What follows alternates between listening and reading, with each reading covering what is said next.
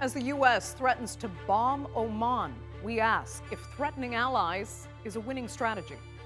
With its war on Iran failing to meet any objectives so far, President Trump has lashed out at Muscat, warning the critical Gulf ally not to get in the way.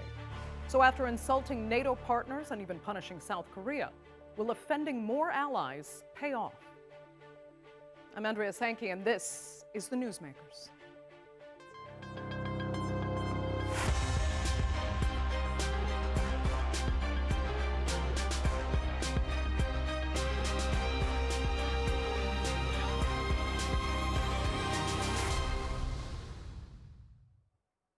Well, the U.S.-Israeli war on Iran has left most U.S. allies in a very uneasy position, especially those in the Gulf.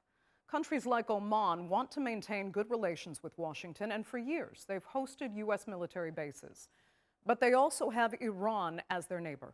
So after threatening NATO allies, as well as even South Korea, for failure to support the war, Trump is now threatening to bomb Oman for negotiating its own bilateral deal to reopen the Strait of Hormuz. It seems the U.S. president resents the possibility that Iran could be given some control over the strait, especially after Trump claimed it's now a U.S. territory. So does the accumulation of threats and insults against U.S. allies run the risk of backfiring? I'll put that question to my panel in just a minute, but first, here's a look at what's transpired so far. U.S. President Donald Trump has spent years telling U.S. allies they need to give more. More on defense, more on trade, and now more help with Iran. Nearly 6 months into the war, his frustration is increasingly directed not only at Tehran, but at allies refusing to follow Washington's lead in a war they did not choose. Oman is the latest to come under pressure. A long-standing U.S. strategic partner, the Gulf state has also played an important role mediating between Washington and Tehran. Now, it is negotiating with Iran over reopening the Strait of Hormuz. The problem for Washington is what that agreement might look like. The U.S. wants Iran to relinquish control of the strait, but the proposal under discussion with Oman could give Tehran control over inbound shipping, with the two countries jointly managing outbound traffic. Talks between Iran and Oman are proceeding with determination. Both sides are actively exchanging views on the joint statement to reach a consensus that addresses the interests and concerns of both nations, while ensuring compliance with international shipping considerations. Trump has said he wants to declare Strait of Hormuz U.S. territory and warned Oman it could be bombed if it gets in the way of a U.S. deal. No, I don't think they behave very well, but we'd handle them very easily, just like we do other things. For those others, the message is becoming familiar. Britain, France, Spain, and Italy have all been berated for keeping their distance from the Iran war. Trump has long demanded more from the U.S. allies. Now, support for his campaign against Tehran is being added to the bill. South Korea has also felt the pressure. Seoul rejected Trump's request to join Washington's campaign against Iran. He responded by ordering a significant scaling back of joint military exercises. But pressure on allies is hardly confined to security. Canada came within hours of facing 50% tariffs on nearly $20 billion of goods as Washington pushed one of its closest trading partners for concessions on cars, dairy, and alcohol. Trump has now paused those tariffs for 3 days, saying a deal is close. Canada says substantial progress has been made, though important work remains. The threat helped bring months of negotiations to a head, but it also added to tensions in a relationship already strained by tariffs, retaliation, and Trump's repeated suggestion that Canada should become the 51st U.S. state. And the pressure on allies is growing, as the 60-day negotiating period has ended without a final deal, which leaves U.S. allies facing a version of a question Trump has asked them before. What does the U.S. expect in return for its protection? For decades, the answer centered on defense spending, military cooperation, and shared security. Trump is adding support for US wars to that bargain, testing how many conditions an alliance can carry before its allies start adding their own. So if U.S. allies continue to refuse support for the war on Iran, what real consequences could President Trump impose, and at what cost? Joining me now to debate that and more are from Washington, former U.S. State Department officer and research fellow in the Middle East program at the Quincy Institute, Annelle Sheline. From Bangkok, chair of the State of Qatar for Islamic Area Studies at Waseda University, Abdullah Bahaboud.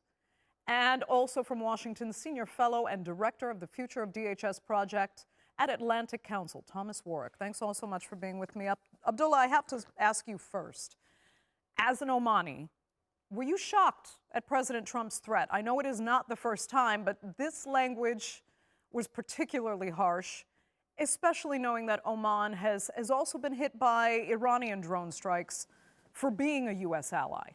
Of course, any Omani will be shocked to hear that the leader of the most powerful country in the world threatens their country, especially if this country is doing what it could to de-escalate and to help the negotiations and to mediate in such a very difficult conflict. And as you correctly said, this is not the first time. But also not only for Oman, but also he has threatened, we know that President Trump had threatened many other countries in the past. Yet, to hear it again and directed towards one's own country, it is shocking, given the fact that Oman has always had very good relationship with the United States, has always been very helpful to the United States, been a good ally, and has helped to mediate many of the conflicts that in the region, helping the United States to get out of them. So yes, it is shocking, and it's actually something that's not acceptable. It's not acceptable, according to you. So, I mean, how should then Oman proceed with negotiations at this point when Oman wants the strait reopened? Well, it's not acceptable in diplomatic language to use such things, and in diplomacy and international relations, especially towards your partner and ally and someone who's helping you to negotiate. Oman, as you know, and many people know, has been trying very hard right from the beginning for this war not to start even, because de-escalation and peace and security of the whole region is important for Oman. And Oman will continue to do so, especially that within the MOU, the Memorandum of Understanding, Article 5, it calls for Iran and Oman to negotiate the future management of the Strait of Hormuz. And that has now become the most important point. Let me turn to Annelle then and ask, Annelle, what you think Trump's threat against Oman alone says about the position the U.S. is in right now. And do you at all expect that threat to be carried out? Very much hope that Trump will not carry out that threat, but he is very mercurial. I don't anticipate that he would actually attack the Sultanate of Oman, but I do think it indicates his degree of frustration, and frankly, desperation. He got himself into an incredibly foolish war, and at this point has been unable to get out of it. And as time goes on, we know that the Iranians have imposed additional conditions, whereas the MOU that had been agreed in June might have, the United States agreed to it. Trump, at one point at least, considered it something that he considered acceptable. And now, subsequently, the Iranians have imposed additional conditions. I think that the concern now is the incentives that both sides may face to return to open conflict. In particular, the fact that the IRGC has managed to consolidate control as a result of the war. And so from their perspective, they may think that another round of bombing would be a heavy price, but something they'd be willing to tolerate. And Trump, being Trump, may conclude that even if it's futile, he's simply frustrated enough that he's just going to engage in another round of violence, killing more Iranian civilians, putting Gulf partners from Oman to Saudi Arabia to the UAE to Qatar to all the GCC states at very high risk of Iran potentially targeting their specifically things like water desalination infrastructure, which would render the Gulf uninhabitable, as well as oil infrastructure, which is the basis of the economy, or other crucial civilian infrastructure. So I think Trump lashing out at Oman is a reflection of this very difficult position that he got himself into. Okay. Let me turn to Tom. Do you see this, Tom, as even an escalation, or is it just, more bluster from Trump? And, I asked at the top of the program if threatening allies in general is a winning strategy, or could it backfire here? What do you think? Well, good to be with you, Andrea, and with your other guests. So you have to understand this in the way Trump speaks, which is certainly not the language of conventional diplomacy, more the language of somebody who grew up in the rough and tumble of the New York real estate world. What he is almost certainly trying to do is to signal a particular displeasure with something the Omanis have done. There's not going to ever be an attack by the United States against Oman. That's not serious. But Trump is clearly angry about something. I can only speculate based on what we know. It's most likely that the Omanis, in their negotiations with Tehran, are not paying enough attention to Trump's red lines regarding access to the Strait. And it's not a coincidence, as they say, that at the same time he made this statement, he undermined his son-in-law, Jared Kushner, who 2 days ago had said, oh, yes, we're having intense and detailed negotiations with the Iranians. And then Trump comes out publicly and says, no, we're not having any negotiations. The negotiations are over, which actually we know is not correct in the sense that the mediators are still hard at work, but there are no active negotiations in which U.S. officials get on an airplane and fly to the Middle East or Pakistan or Turkey or somewhere to have talks with Iranian counterparts. So it's almost certain that this is the same kind of slap on the wrist to say to the Omanis, you need to take more account of my red lines. Okay. Let me ask you, though, Tom, you say, okay, fine, Trump is not a diplomat. But what has this tough business approach that he takes to negotiating and to the treatment of his allies by insulting them, threatening them, what has it actually gotten him so far? Well, it's gotten him to the presidency twice. That's not a casual statement. He has brought the entire Republican Party of the United States into line with positions that the party completely opposed 20 years ago. Okay, domestically you can argue that, but what about foreign policy? War, what NATO? He thinks it works for him everywhere. You can only look at the strained relations with Europe over Greenland. We could go down a very long list. Look at South Korea, which is a stalwart U.S. ally who has fought alongside the United States for more than half a century. So it has to Trump, backfired this is in the foreign way policy. he keeps friends in line. Yes, and in domestic politics sometimes as well.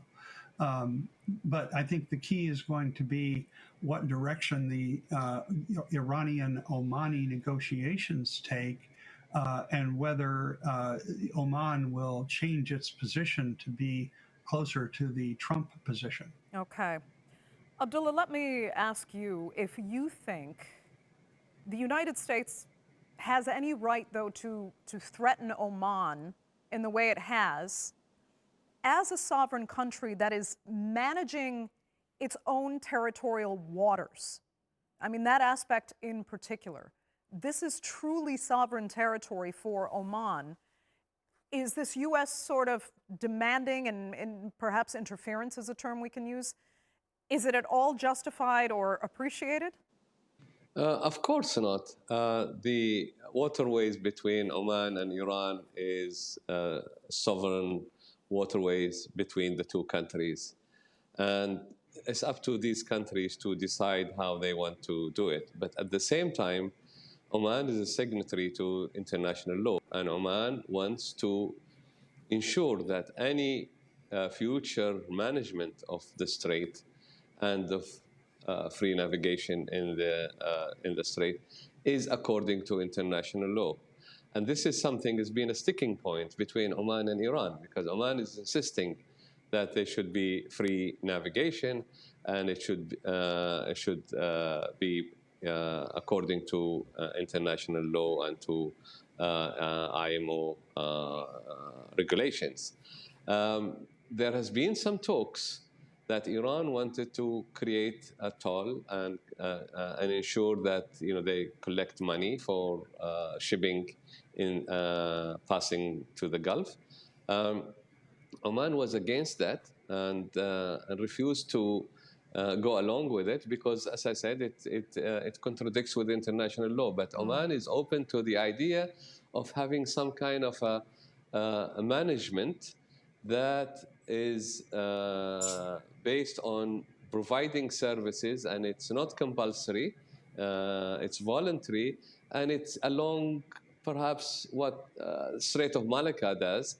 And I think this is something that could be very useful, not just for both Iran and Oman, but also for the whole region, because as has been mentioned, there has been a lot of pollution in this water, and it needs management. And if anything was to happen, we live on desalinated water from this Gulf.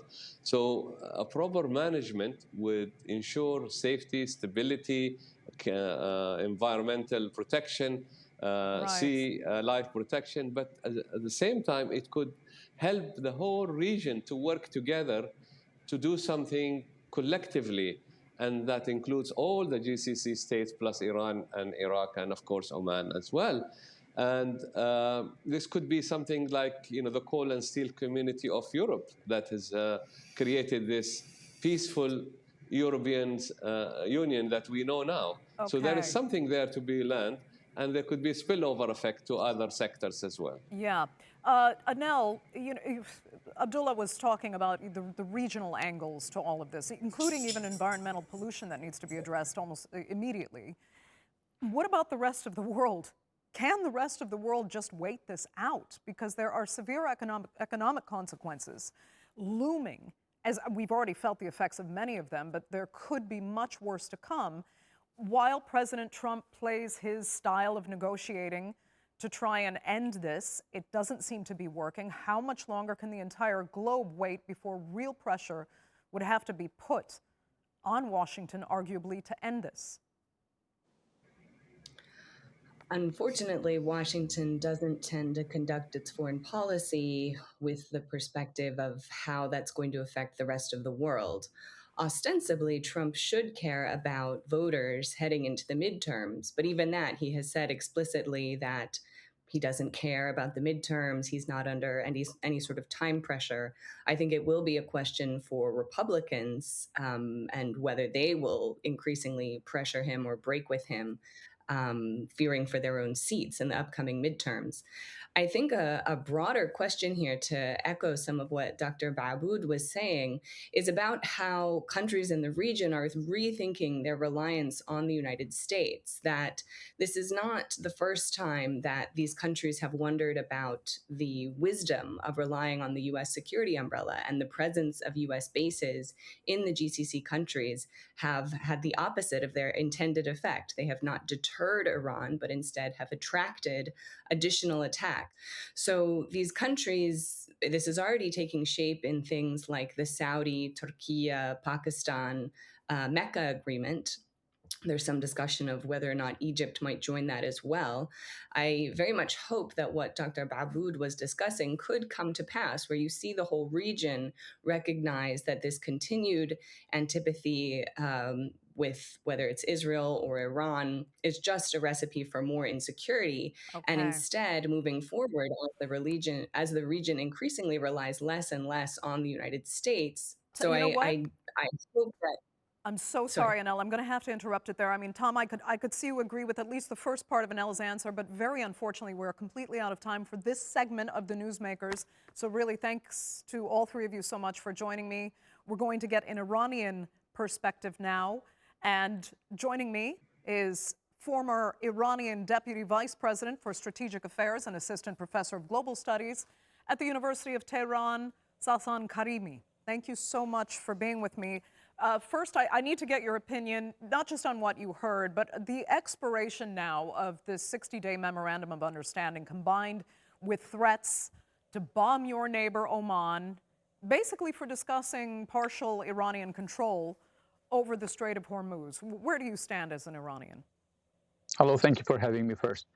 I believe that the situation of the 60-day war, ceasefire between Iran and the United States is a very fragile moment, a very fragile situation. Both sides have enough motivation and passion not to start a new round of exchanging massive fire, but none of them have enough motivation and passion to make a final deal. We don't know exactly why, but maybe because of the internal affairs or still the equations of the foreign calculations are not that much satisfying for each of them, or at least one of them. Okay. But through this way, Oman as a third player is very, important to say that it is, being annoyed by the situation which is made by the United States. So threatening by the United States is annoying. The probability of exchanging fires between Iran and the United States can be annoying, not only for Oman, but for all of the Arab neighbors in the southern shore of the Persian Gulf and the Oman Sea.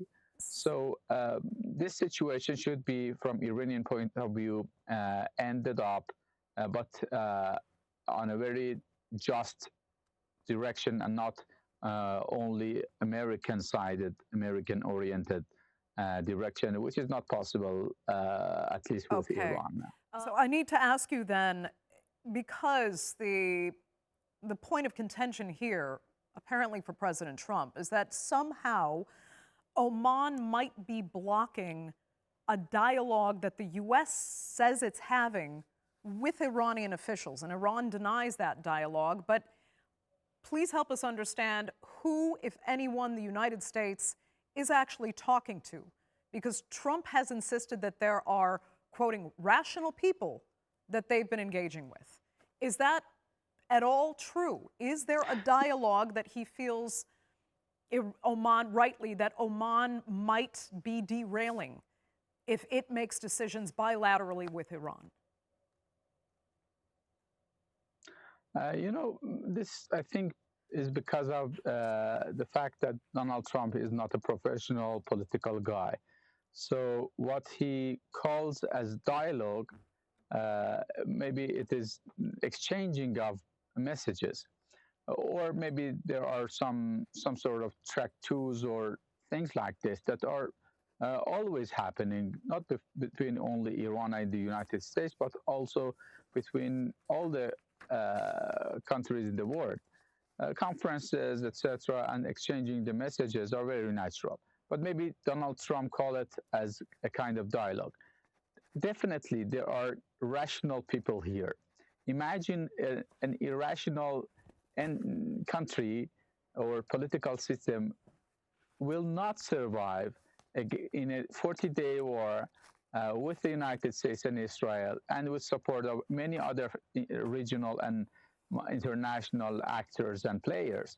So definitely the only thing that can guarantee your survival in such a complex situation is your rationality. So it is not a big investigation that Donald Trump now said that they are rational. They're of course rational, not some of them, but almost all of them. Okay, let me ask you that on that though. There then are some radical tendencies like other countries in the world as well. fair enough. Just quickly, does Iran, having seen what's happened over the last week in particular, does Iran cynically maybe welcome Trump threatening his allies because it could kind of destabilize, in a sense, the loyalty that those allies may have had for the United States when they're treated like this, and that in turn could benefit the Iranian position?